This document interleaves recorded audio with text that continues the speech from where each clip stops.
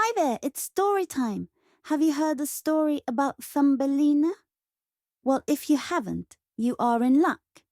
Then sit down with me, close your eyes, and listen to my story.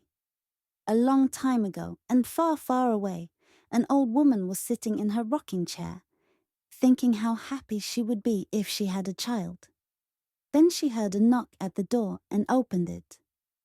A lady was standing there, and she said, "If you let me in, I will grant you a wish." The old woman let the woman in firstly because she felt pity, secondly because she knew what she'd wish for. A child. After she washed the lady up and fed her, she saw that she was really beautiful. The lady slept soundly all night long, and then right before she left, she said, "Now, about your wish. What do you want?" The lady thought about most people's wishes to be richest in the world, most powerful person, the smartest and the prettiest. But the old woman wished for something the lady could not believe.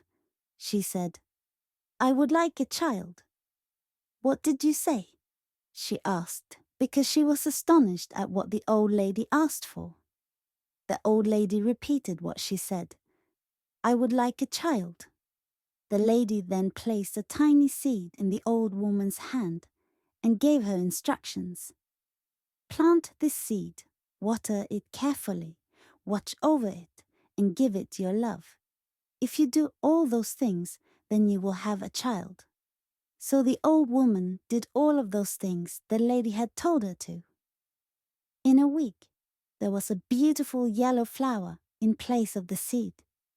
The next day, the flower bloomed. Inside the flower was a beautiful little girl who was the size of the woman's thumb, so she called her Thumbelina. She made her a little dress out of golden threads. Thumbelina slept in a walnut shell and brought the old woman joy and happiness. But one day, when Thumbelina went down for her nap, a frog hopped through the open window and said, "You will be a perfect bride for my son." And she took Thumbelina to a lily pad and hopped off to find her son.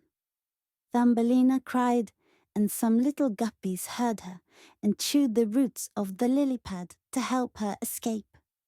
Thumbelina's lily pad floated away. A few hours later, she finally stopped floating. During the summer, she ate berries and drank the dew off the leaves. But then winter came and she needed shelter. A kindly mouse let her stay with it, but it said, "You'll have to marry my friend Mole, because I cannot keep you for another winter." The next day she went to see Mole.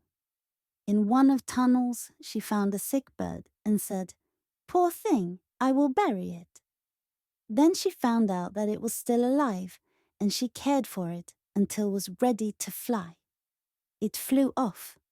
That fall she nearly had to marry Mole. But then she heard a familiar tweet, and an idea popped up in the bird's head. "You can come down to the warm country," said the bird. So Thumbelina hopped on the bird's back and flew to the warm country. The people there who were like her renamed her Erin. She married a prince, and she lived happily ever after. The end. Thank you for listening from the start till the end. If you enjoyed this story, click the subscribe button and click follow. Until we meet again for another story